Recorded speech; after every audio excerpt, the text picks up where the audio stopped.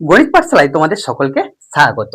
আজকে আমরা দেখব বাচ্চাদের মধ্যে একটা অসুবিধা সবারই লক্ষ্য করতে পাই যে 120 টাকার 2/5 অংশ সমান কত, কি করব?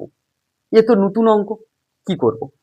এখানে তোমাকে আগে দেখতে হবে সমান কত টাকা বলেছে। আমার এখানেও এককটা কি দিয়ে আছে? টাকা। তাহলে আমাকে কোনো পরিবর্তন করতে হবে না। 120 টাকার, ভালো করে বাংলাটা পড়ো, 120 টাকার এখানে কি উচ্চারণ করা আছে? এর উচ্চারণ করা আছে। এখানে কি উচ্চারণ করা আছে? এর উচ্চারণ করা আছে। তাহলে এর হলে কি হয়? 120 গুণিত এর মানেই গুণ করা 2/5।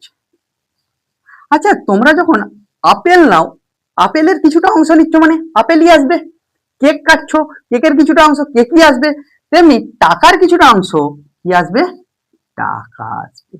তাহলে 5 দ্বারা ভাগ করো, 5 2 এ 10, 5 4 এ 20। তাহলে আসলো কত? 24 গুণিত 2 টাকা, 24 2 এ 48 টাকা। Thank you. Subscribe my channel, follow my Facebook page.